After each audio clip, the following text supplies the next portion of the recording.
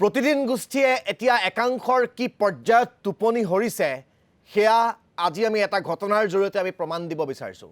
ঘটনাৰ স্থান শিৱসাগৰৰ কাৱৈমাৰী, য'ত অসমীয়া প্ৰতিদিন কাকত জ্বলাই পেলালে দুৰ্বৃত্তই।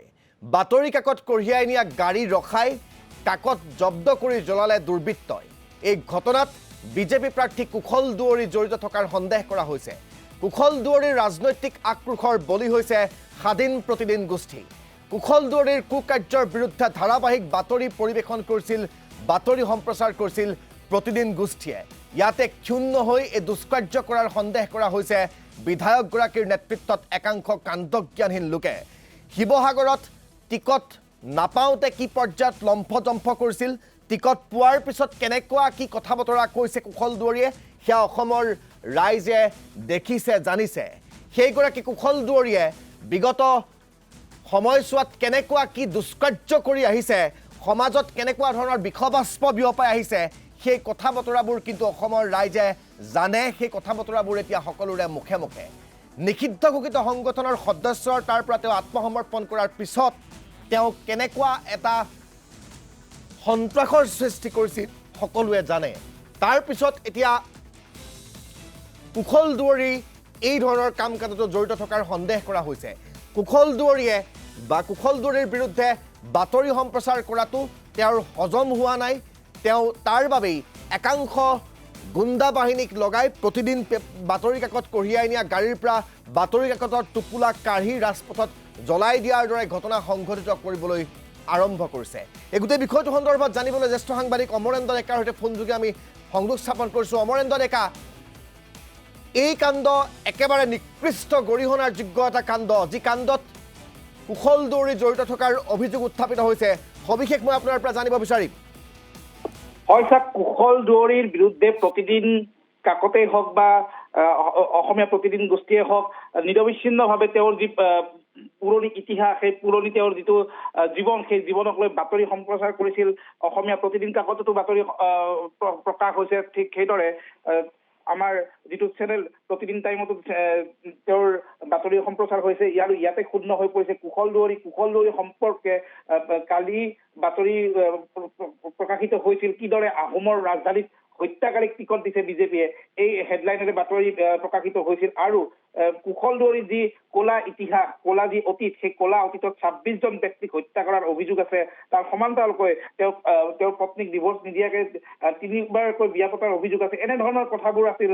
সমান্তৰালকৈ মৰাণ প'ল' ক্লাবৰ যি হত্যালীলা, সেই হত্যালীলাত কুশল দুৱৰী জড়িত থকাৰ অভিযোগ আছিল। আৰু এই কথাসমূহ প্ৰতিদিন কাকতে প্ৰকাশ কৰিছিলে। আৰু প্ৰকাশ কৰি কুশল দুৱৰীৰ এই যি কলা ইতিহাস, সেই কলা ইতিহাস যিগৰাকী দাগী ব্যক্তি জয়ন্ত হাজৰিকাৰ এই যে কুশল দুৱৰী, সেয়া সকলোৱে জানে। সেই জয়ন্ত হাজৰিকাৰ যি কলা ইতিহাস, সেই সম্পৰ্কে বাতৰি প্ৰকাশ কৰিছিল। আৰু ইয়াতেই ক্ষুণ্ণ হৈ পৰিছে কুশল দুৱৰী বাহিনী। কুশল দুৱৰীয়ে ভেৰনীয়া গুণ্ডা লগাই আজি দেখা গৈছে শিৱসাগৰৰ কাৱৈমাৰী অঞ্চলত প্ৰতিদিন কাকতৰ যি বাহন, সেই বাহন আগচি ধৰি তাৰ পৰা কাকতসমূহ উলিয়াই নি কাকতসমূহ জ্বলাই দিছে।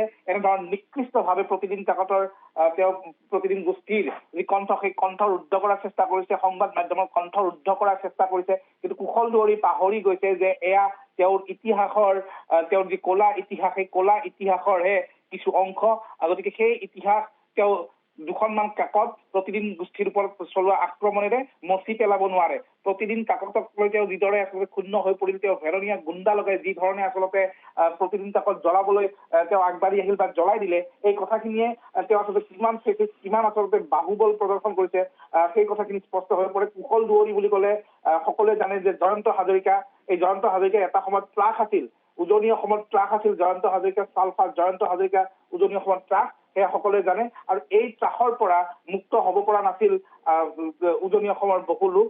আৰু বহুতে ভয়তে আচলতে কুশল দুৱৰীৰ বিৰুদ্ধে মাত মাতিবলৈ ইচ্ছা প্ৰকাশ নকৰে বা তেওঁৰ পৰা আঁতৰি থাকিবলৈ সন্দেহ কৰে। তেওঁ কুশল দুৱৰীৰ যি কলা ইতিহাস, সেই কলা ইতিহাসত আৰু বহুত কথা শুনা যায়।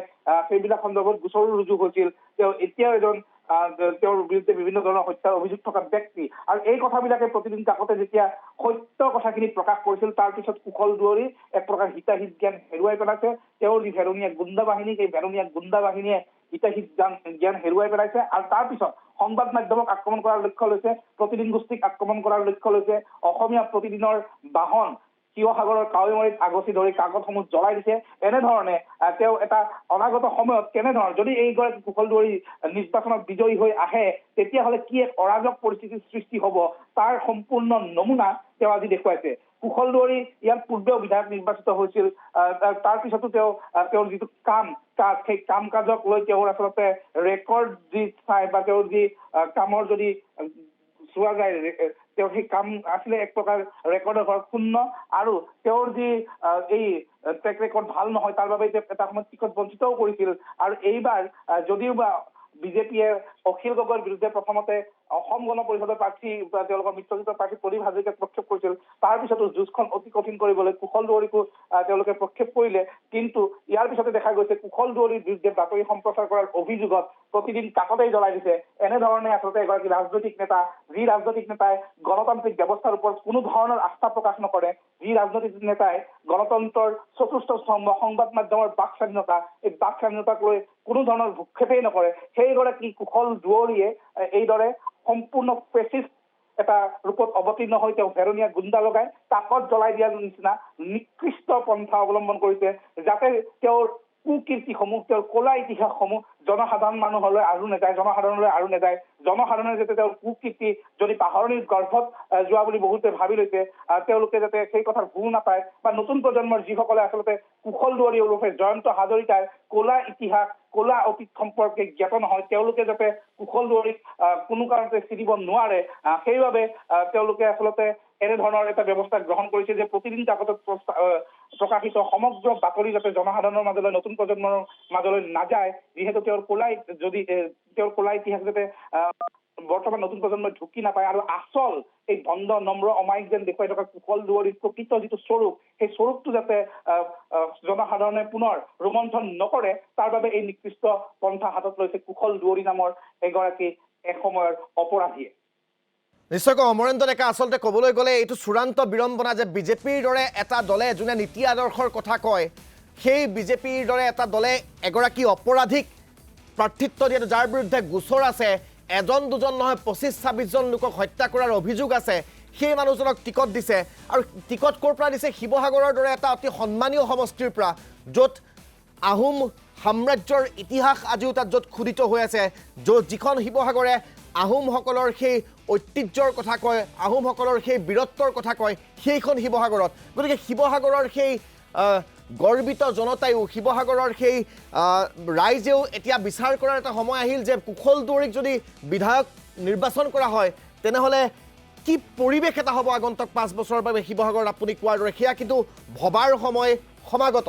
অমৰেন্দ্ৰ ডেকা জনতাই সিদ্ধান্ত ল'ব, জনতাৰ হাতত সিদ্ধান্ত লোৱাৰ অধিকাৰ আছে। জনতাৰ হাতত সিদ্ধান্ত লোৱাৰ বাবে মূল যিটো অস্ত্ৰ সেই অস্ত্ৰই হৈছে এয়া ভোটৰ জৰিয়তে জনতাই সিদ্ধান্ত ল'ব। কিন্তু চলে বলে কৌশলে কুশল দুৱাৰী নামৰ এই ব্যক্তিজনে যে জনসাধাৰণক আভুৱা ভাৰি তেওঁৰ কলা ইতিহাস কৰবাত লুকুৱাই থৈ তেওঁ এজন ভদ্ৰ নম্ৰ অমায়িক ব্যক্তিৰূপে সমাজত পুনৰ প্ৰতিষ্ঠা কৰাৰ যি প্ৰয়াস সেই প্ৰয়াস কৰি আহিছিলে বিগত দিনকেইটাত। কিন্তু তেওঁৰ বিৰুদ্ধে থকা অভিযোগসমূহৰ কথা ক'বলৈ যোৱাৰ লগে লগে তেওঁৰ যি কলা ইতিহাস সেই কলা ইতিহাসৰ বিষয়ে পুনৰ অনুক্ৰিয়াই দিয়াৰ লগে লগে সংবাদ মাধ্যমৰ বিৰুদ্ধে গণতন্ত্ৰৰ চতুৰ্থ স্তম্ভৰ বিৰুদ্ধে বাক স্বাধীনতাৰ বিৰুদ্ধে কুশল দুৱাৰী জঁপিয়াই পৰিছে আৰু তেওঁ দুৰ্বৃত্ত তেওঁৰ যি ভেৰনীয়া গুণ্ডা সেই ভেৰনীয়া গুণ্ডা বাহিনীয়ে এইদৰে এই নিকৃষ্ট কাম কৰিছে। ইয়াৰ দ্বাৰা এটা কথাই ক'ব পাৰি যে অৰাজক সম্পূৰ্ণ এটা অৰাজক অৱস্থাৰ সৃষ্টি কৰিব কুশল দুৱাৰীৰ দৰে নেতাই যদিহে এই সকল নেতাই আচলতে নিৰ্বাচনত জয়ী হৈ আহে। গতিকে সিদ্ধান্ত ৰাইজে ল'ব। আমাৰ দায়িত্ব হৈছে সংবাদ মাধ্যমৰ দায়িত্ব হৈছে প্ৰতিদিন কাকতৰ দায়িত্ব হৈছে প্ৰতিদিন গোষ্ঠীৰ দায়িত্ব হৈছে যে সত্যটো ৰাইজৰ ওচৰত দাঙি ধৰা। যি ইতিহাস ৰাইজৰ ৰন্ধে ৰন্ধে আচলতে আছে পাহৰণিৰ গৰ্ভত এতিয়াও যোৱা নাই কিন্তু তৰুণ প্ৰজন্মৰ বহুতে আচলতে কুশল দুৱাৰী বা জয়ন্ত হাজৰিকা নামৰ এই ব্যক্তিজনৰ প্ৰকৃত কথাবোৰ নাজানে। গতিকে সেই কথাখিনি আজি যেতিয়া পুনৰ নিৰ্বাচনৰ সময়ত আহিছে পোহৰলৈ কুশল দুৱাৰী এক প্ৰকাৰ ৰ'ব নোৱাৰা হৈছে। তেওঁ উত্তাৱল হৈ পৰিছে। যিকোনো প্ৰকাৰে সংবাদ মাধ্যমৰ কণ্ঠৰোধ কৰিব লাগে, যিকোনো প্ৰকাৰে প্ৰতিদিন কাকতৰ যি হানিত শব্দ সেই শব্দসমূহ বন্ধ কৰিব লাগে যিকোনো প্ৰকাৰে তেওঁৰ যি ক'লা ইতিহাস সেই ক'লা ইতিহাসত ক'ৰবাত এখন আচ্ছাদন দিব লাগে ক'ৰবাত এখন ঢাকনি দি ৰাখিব পাৰিব লাগে কিন্তু তেওঁৰ এই প্ৰচেষ্টা যেতিয়া ব্যৰ্থ হৈছে তেওঁৰ বিৰুদ্ধে যেতিয়া তেওঁৰ ক'লা ইতিহাসৰ কথাসমূহ যেতিয়া প্ৰতিদিন কাকতে নিৰ্ভীকভাৱে সত্যনিষ্ঠভাৱে প্ৰকাশ কৰিছে তেতিয়াই কুশল দুৱৰী নামৰ এই ব্যক্তিজনে তেওঁৰ যি ক্ষমতা তেওঁৰ যি ধন বল বা বাহুবল বা তেওঁৰ যি ধৰণে আচলতে একাংশ ভেৰণীয়া গুণ্ডাক যিদৰে তেওঁৰ লগত ৰাখে সেই ভেৰণীয়া গুণ্ডা লগাই প্ৰতিদিন গোষ্ঠীৰ ওপৰত এইদৰে আক্ৰমণ আৰম্ভ কৰি দিছে এয়াই হৈছে কুশল দুৱৰী ওৰফে জয়ন্ত হাজৰিকা যি জয়ন্ত হাজৰিকাৰ বিৰুদ্ধে 26জনকৈ ব্যক্তিক হত্যা কৰাৰ অভিযোগ আছে 3গৰাকীকৈ মহিলাক তেওঁ বিয়া পতাৰ অভিযোগ আছে তেওঁৰ লগত মৰাণ প'ল' ক্লাব বা কমলা শইকীয়া দৰে সাংবাদিকৰ যি হত্যাৰ ঘটনা সেই হত্যাৰ ঘটনাৰ সৈতে জড়িত থকাৰ অভিযোগ আছে আৰু এইগৰাকী ব্যক্তিকে দীনদয়াল উপাধ্যায় শ্যামাপ্ৰসাদ মুখাৰ্জী অটল বিহাৰী বাজপেয়ী লালকৃষ্ণ আদৱানীৰ দৰে নেতাৰ যি আদৰ্শ সেই আদৰ্শত পিঠিত গঢ় লৈ উঠা বা সেই আদৰ্শৰ ওপৰত ভিত্তি কৰি জনসাধাৰণৰ সন্মুখত এটা ব্যতিক্ৰমী দল হিচাপে প্ৰতিষ্ঠিত কৰিবলৈ সদায় চেষ্টা কৰি অহা ভাৰতীয় জনতা পাৰ্টীৰ অসম ৰাজ্যিক সভাপতিয়ে বা ভাৰতীয় জনতা পাৰ্টীয়ে এই কুশল দুৱৰীকে পুনৰ প্ৰাৰ্থিত্ব দি আচলতে তেওঁলোকৰ যিটো নীতি সেই নীতিকো আচলতে তেওঁলোকে উদঙাই দিছে এয়াই হৈছে কুশল দুৱৰী যি কুশল দুৱৰীৰ বিৰুদ্ধে বিভিন্ন সময়ত অভিযোগ আছিল এতিয়া কথা হৈছে কি এই যি আদৰ্শৰ কথা কৈ আছে বিজেপিয়ে এই যি তেওঁলোকে মূল্যবোধৰ কথা কৈ আছে মূল্যবোধ আদৰ্শ তেওঁলোকৰ নীতি এই নীতি আদৰ্শ মূল্যবোধৰ পৰা ক'ৰবাত নহয় ক'ৰবাত বিচলিত হৈছে নেকি তেওঁলোকে আচলতে এই নীতি আদৰ্শৰ পৰা বিচ্যুত হৈছে নেকি এনেধৰণৰ কথাবোৰ কিন্তু আহি পৰিছে কাৰণ বিজেপিয়ে সদায় কয় যে তেওঁলোকে ৰাজনীতিত থকা যিটো অপৰাধীকৰণ সেই অপৰাধীকৰণক তেওঁলোকে মুক্ত কৰাৰ মানসৰে আহিছিল তেওঁলোকে দুৰ্নীতি তেওঁলোকে ভয় সন্ত্ৰাসৰ পৰা জনসাধাৰণক মুক্তি দিয়াৰ উদ্দেশ্যে অসমত শক্তিশালী ৰূপত অৱতীৰ্ণ হৈছিল বা অসমত তেওঁলোকে খোপনি পুতি দিবলৈ সক্ষম হৈছিল কিন্তু আজিৰ তাৰিখত দেখা যায় যে এই বিজেপি দলটোৰে বহু কেইগৰাকী নেতাৰ বিৰুদ্ধে বহু অভিযোগ আছে আটাইতকৈ অভিযোগ থকা ব্যক্তিজনেই হৈছে কুশল দুৱৰী এই কুশল দুৱৰীৰ বিৰুদ্ধে যি অভিযোগ আছে সেই অভিযোগৰ বাতৰি প্ৰকাশ কৰাটো অপৰাধ হ'ব নোৱাৰে সেই অভিযোগৰ বাতৰিসমূহ বা তেওঁৰ ক'লা অধ্যায়ৰ উনুকিয়াই যিহেতু সংবাদ মাধ্যমৰ দায়িত্ব আৰু সেই দায়িত্বই অসমীয়া প্ৰতিদিন কাকতে প্ৰতিদিন গোষ্ঠীয়ে বা সংবাদ মাধ্যমে পালন কৰিছে আৰু ইয়াতে একেবাৰে ৰ'ব নোৱাৰা হৈ গৈছে কুশল দুৱৰী গতিকে তেওঁ এইদৰে আক্ৰমণ কৰি প্ৰতিদিন কাকত জ্বলাই দি তেওঁ আচলতে তেওঁৰ যি ফেচিষ্ট মনোভাৱ তেওঁৰ যি অত্যাচাৰী মনোভাৱ তেওঁৰ যি অশিষ্টাচাৰী